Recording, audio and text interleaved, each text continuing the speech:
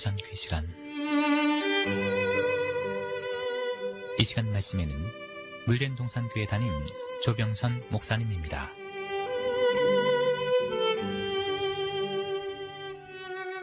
할렐루야, 부활하신 주님을 찬양합니다. 하나님은 예수님이 이 땅에 오시기 전 생명은 피에 있다고 가르쳐 주셨습니다. 그러므로 생명이 피에 있으니 모든 물건이 피로 정결케 된다며 동물의 피로 인생의 모든 죄를 대속해 주셨지요. 따라서 어떤 사람이 죄를 지면 제물을 끌고 가 자기의 죄를 제물에 이양시켜 대신 죽이고 자신은 사함받았다고 믿었습니다. 그런데 이것은 모형이었습니다. 생명이 눈에 보이지 않으니까 눈에 보이는 피로 생명이 어떤 것인가를 교육하셨고, 죄로 인해 그 생명이 죽는 현장을 보여주시고 너희가 죄를 지면 이렇게 죽어 시청각 교육을 시켜주신 것입니다. 그런데 여러분, 피가 쏟아지면 사람이 죽지만 그렇다고 피가 생명은 아닙니다. 이것은 장래에 이루어질 예표적인 장면이었다는 사실입니다. 생명의 실체 되신 주님이 이 세상에 오셨습니다. 그동안은 모형으로 가르쳐 주셨는데 이제는 더 이상 모형이 필요 없었지요. 주님은 눈에 보이는 성전을 더 이상 성전이라고 하지 않으셨습니다. 당신을 가리켜 성전이라고 하셨습니다. 4000여 년 지켰던 안식일도 더 이상 지킬 필요가 없었습니다. 그러므로 모형적 안식일을 지키려 애쓰는 자들에게 나는 안식일의 주인이야, 이렇게 말씀하셨습니다. 주님을 영접하면 그것이 안식일을 지키는 것이기 때문이었지요. 또한 4000여 년 동물의 피로 드리는 제사도 더 이상 제사가 아니라고 하셨습니다. 사마리아 여인을 만난 주님은 여자여, 내 말을 믿으라. 이 산에서도 말고 예루살렘에서도 말고 너희가 아버지께 예배할 때가 이르리라. 하나님은 영이시니 예배하는 자가 신령과 진정으로 예배할지니라 말씀하셨습니다. 이제 모형이 아니라 실제요, 실체라는 것입니다. 이제는 눈에 보이는 피가 생명이 아니라 내가 너에게 이른 말이 영이요 생명이라는 말씀입니다. 피는 말씀을 예표한 모형이었고 생명의 실체는 예수여 말씀이었다는 것입니다. 피가 쏟아져 나간 동물은 죽었습니다. 이렇게 사람에게 말씀이 없으면 살았다는 이름은 가졌으나 죽은 자임을 가르쳐 주시려 보여주신 모형이었던 것입니다. 내 살을 먹고 내 피를 마시는 자는 영생을 가졌고 마지막 날에 내가 그를 다시 살리리니. 여러분, 이것은 보이는 예수님의 살과 보이는 예수님의 피를 먹어야 영원히 산다는 말이 아니었지요. 신령한 영에 만나 그 산떡으로 이 세상 자기 백성에게 오신 예수님의 말씀을 날마다 먹음으로 깨끗해질 수 있고, 이 말씀으로 죄사함 받을 수 있고, 이 말씀으로 거듭난 삶을 살 수 있고, 이 말씀이 주는 능력으로 인해 영원히 살 수 있다는 말씀이었습니다. 결코 고난의 주가 이 땅에 이루어지는 것이 하나님의 뜻이 아니었다는 것을 밝혀주신 것입니다. 그런데 그럼에도 불구하고 하나님의 뜻이 이루어지지 않고 처절하게 무시당한 일들이 계속적으로 일어나는 이유는 무엇일까요? 바로 사단의 세력과 우리 인생의 무지가 합작되었기 때문입니다. 계시록은 선악과를 먹지 말라, 먹으면 정령 죽으리라. 그러나 먹었기 때문에 하나님이 예비하신 축복의 동산에서 쫓겨났던 아담과 그 안에 실패된 이야기의 결국이 아니라 끝까지 하나님 말씀을 순종한 자들을 모아 생명가이신 우리 주님 모시고 에덴을 회복해서 영원히 영생하며 사는 내용으로 태초에 하나님의 뜻이 무엇이었나를 계속적으로 모두 밝혀주셨습니다. 그러므로 우리는 예수님께서 돌아가신 이유를 바로 알아야 합니다. 이것을 바로 알아야 재림의 주를 만날 수 있기 때문입니다. 첫 번째, 이스라엘 종교 지도자들, 백성들 다 율법을 똑바로 이해하지 못하였습니다. 세상에서도 무지하면 망한다 하여 지식은 힘이라 했는데 이스라엘 백성이 율법을 제대로 알지 못하였기 때문에, 아니 아담서부터 순종치 않아 예수님의 삶은 십자가의 삶이 되신 것입니다. 우리는 골고다 언덕에서 두 손과 두 발 다 못 박히신 예수님 그 십자가만을 생각합니다. 그러나 저는 예수님이 하늘 영광을 버리시고 이 땅에 오신 것 자체가 보이지 않는 십자가가 아니었나 생각을 합니다. 시 공간의 제한을 받지 않으신 분, 전능하신 분, 거룩하신 분이 시 공간의 제한을 받고 더러운 인간의 의로 타락할 대로 타락된 곳에 오셨으니 얼마나 더럽고 답답하셨고 불편하셨겠습니까? 예수님의 이 땅에서의 삶은 매일이 십자가의 삶이었던 것입니다. 두 번째, 세례 요한에게 맡기신 시대적 사명을 그가 실패하였기 때문입니다. 예수님이 이 땅에 오실 것을 그에게 4천년 역사가 증거했고 그에게 마지막 선지자 말라기를 통하여 메시아가 오시기 전 한 사람이 오는데 그는 엘리야의 심령으로 와서 아비의 마음을 자식에게로 자식의 마음을 아베에게로 돌려놓을 것이라 예고하였습니다. 그 사명을 맡은 자가 다름 아닌 세례 요한이었습니다. 그는 이 땅에 오신 예수님, 메시아, 예수 그리스도, 하나님의 아들로 이스라엘 사람에게 드러내는 것이 하나님의 계획이었다는 것입니다. 요한이 증거하기를 나도 그를 알지 못하였으나 내가 와서 물로 세례를 주는 것은 그를 이스라엘에게 나타내려 함이더라. 나도 그를 알지 못하였으나 나를 보내어 물로 세례를 주라 하신 그이가 나에게 말씀하시되 성령에 내려서 누구 위에든지 머무는 것을 보거든 그가 곧 성령으로 세례를 주는 주인 줄 알라 하셨기에 내가 보고 그가 하나님의 아들이심을 증거하였소노라. 여러분, 세례 요한은 구체적으로 하나님의 음성을 통해 어떤 사명을 맡았는가 하면 첫 번째는 물로 침례를 주라고 하셔서 침례를 주게 되었고 두 번째는 메시아가 누구인가를 이스라엘에게 나타내주는 역할을 하게 하셨고 셋째, 메시아는 성령이 내려서 누구 위에 머무든지 바로 그분이 메시아임을 이스라엘 백성에게 나타내는 사명을 주셨다는 것입니다. 그런데 유대 종교 지도자들은 이 세례 요한도 인정하지 않았습니다. 저들은 예수님 오시기 전에 그 길을 예비하는 자가 와서 광야에서 외치리라는 그에게 말씀을 외우고 있었지만 막상 세례 요한이 요단강가에서 회개하라 천국이 가까웠다 이렇게 외쳤을 때 뛰어나가 보지 않은 무례와 무지를 저질렀다는 것입니다. 그리고 오히려 내가 누구간데 세례를 주느냐고 비방했고 그런 그들에게 세례 요한은 지치고 그가 가졌던 믿음마저 실족하게 되었습니다.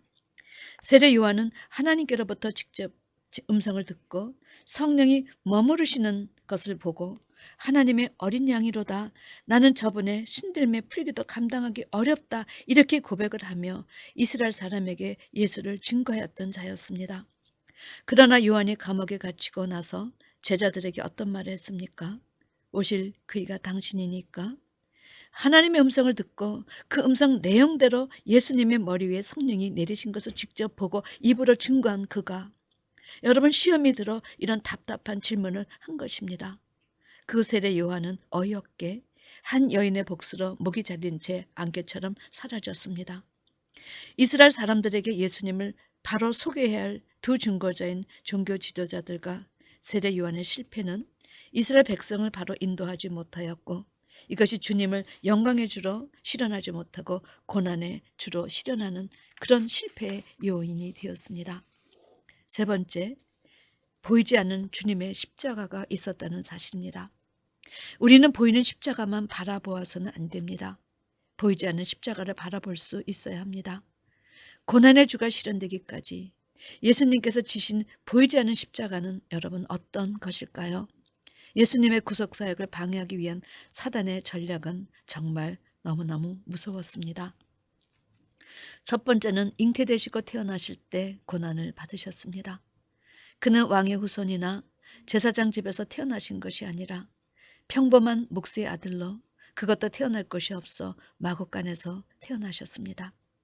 사실 성령으로 잉태될 때부터 마리아는 사람들에게 돌로침을 당할까 봐 친척 엘리자벳 집에 거하면서 얼마나 가슴을 졸이며 지냈습니까? 그리고 구유에서 태어나자마자는 또 헤롯이 2살 이하의 아이를 죽이려 하니 애굽으로 도망해야 했습니다. 예수님이 이렇게 태어나시자마자 도망자의 신세가 돼서 고생하셨다는 것입니다. 만왕의 왕이신 그분이 이 땅에 오셔서 받으신 수모는 이루 말할 수 없었다는 것입니다. 저는 이것이 보이지 않는 십자가였다고 생각합니다. 왜냐? 마귀가 그 모든 것을 지휘하였기 때문입니다. 두 번째, 자라시면서 친속, 형제, 양친조차 믿지 않았습니다. 예수님이 자라나기 시작했습니다. 이것저것을 다니시면서 비범한 행동을 보이셨지요. 공생애를 시작하시고 하나님 말씀을 전파하시고 능력을 베푸시니까 사람들이 바알세불에 힘입어 미쳤다 했습니다. 그때 예수의 친척들이 듣고 주님을 붙들러 나왔지요. 그들이 주님을 미쳤다 했기 때문입니다. 그가 어떻게 태어나셨는지 밀어 닥치는 인파들로 인해 식사할 겨를도 없이 선을 행하셨는데 바리새인들과 헤롯 당이 죽일 생각을 하고 바알세불이 힘입었다 하고 비방하니 친척들도 따라서 주님을 미쳤다 비방했다는 것입니다. 형제들은 또 어땠습니까? 주의 형제들도 많은 사람들 앞에서 서기 좋아하니 명절날 유대 나가서 잘난 척 좀 해보라고 빈정거렸습니다. 사도 요한은 이들 형제도 예수를 믿지 않았다고 기록했습니다. 성도 여러분, 이 세상에 오신 만왕의 왕이신 그분이 미쳤다는 소리를 들으시다니요. 쫓기시는 삶을 사시다니요. 가족에게조차 조롱을 받으셨다느니요. 이것이 다 보이지 않은 십자가가 아닐런지요. 그러나 많은 사람들에게 빈정거림과 쫓김을 받으시면서도 예수님은 일하셔야 했습니다. 많은 사람들 앞에 서기 좋아하니 명절날 유대 나가서 잘난 척 좀 해보라고 빈정대는 형제들에게 아직 내 때가 이르지 아니하였다 이렇게 사양한 예수님께서는 그러나 많은 사람들이 모인 그때 하나님의 나라를 전파하셔야 했기에 조용히 유대로 향하셔서 성전에 들어가셔서 생명의 말씀을 전하셨습니다. 그런데 그때 그의 모친과 동생들이 찾으니 사람들은 또 비웃으며 가난한 동네에서 태어난 인간 예수를 다시 확인하지만 그때 예수님께서 이런 말씀을 하셨습니다. 누가 내 모친이며 동생들이냐? 누구든지 하나님의 뜻대로 하는 자가 내 형제요 자매요 모친이라. 여러분, 이 말씀은 우리 인간에게서 새로운 진리의 말씀이 아니겠습니까? 진실한 의미에서 누가 마리아가 주님의 모친입니까? 아닙니다. 누가 그분의 동생들입니까? 야고보와 요셉과 유다와 시몬이 주님의 형제입니까? 아닙니다. 여러분, 믿지 않으면 같은 뱃속에서 나왔다 할지라도 형제가 아니요 그 뱃속에서 나왔다 할지라도 모친이 아닌 것입니다. 어제 하나님의 뜻대로 하는 자가 진정한 형제요 자매요 모친이라고 하신 것입니다. 마리아는 누구보다도 예수님의 메시아이심을 잘 알아야 할 사람이었지만 때때로 그녀마저 자신이 난 아이로 착각할 때가 있었습니다. 여러분, 얼마나 민망한 일입니까? 하루는 명절이 되어 예루살렘에 올라갔다가 하루가 지난 후에 예수님이 없는 것을 발견했습니다. 그러므로 다시 예루살렘에 돌아가 성전에서 예수를 만났을 때 마리아는 반갑기도 하고 화가 나서 이렇게 말했습니다. 아이야, 어찌하여 우리에게 이렇게 하였느냐? 내 아버지와 내가 근심하여 너를 찾지 아니하였느냐? 이렇게 말했을 때 주님께서는 어찌하여 나를 찾으셨나이까? 내가 내 아버지 집에 있어야 될 줄을 알지 못하셨나이까? 성경은 그때 양친이 그 하신 말씀을 깨닫지 못하였다고 증거했습니다. 마리아는 스스로 주의 계집종이라 고백했던 자였습니다. 그런 그녀가 어머니의 자리에서 이야기를 하니 주께서 얼마나 민망하셨겠습니까? 그런데 말씀은 그리하셨지만 예수님은 30살이 되실 때까지 그 가난한 가정의 장남으로서의 충실한 삶을 사셨습니다. 이것이 우리 주님의 아름다운 인격이 아니실런지요. 그는 신성을 입고 이 땅에 오셨지만 인성으로서의 삶에도 충실하셨다는 사실입니다. 이것이 우리가 배워야 할 아름다운 덕목이 아닐까 생각합니다. 사랑하는 성도 여러분, 주님은 제자들에게 누구든지 나를 따라오려거든 자기를 부인하고 자기 십자가를 지고 나를 따르라. 자기 십자가를 지고 나를 따르지 않는 자는 내게 합당하지 않다 하셨습니다. 여러분과 제가 져야 할 십자가는 무엇입니까? 여러분, 어떤 보이지 않는 십자가가 있어 여러분을 힘들게 하시는지요? 주님에게는 수많은 보이지 않는 십자가가 있었습니다. 그러나 주님은 하나하나 침묵하시며 그것을 지셨고 결국은 승리하셨습니다. 이를 두고 히브리 기자는 2장 9절에서 많은 아들들을 이끌어 영광에 들어가게 하시는 일에 그들의 구원의 창시자를 고난을 통하여 온전하게 하심이 하나님의 뜻이었다 이렇게 증거합니다. 그렇습니다.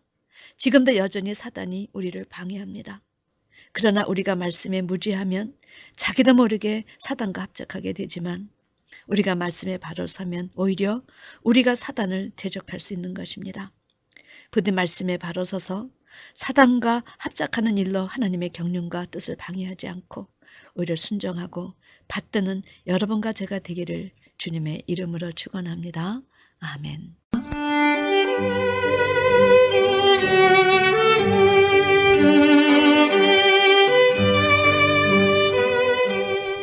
지금까지 말씀에 물된 동산교회 담임 조병선 목사님이었습니다.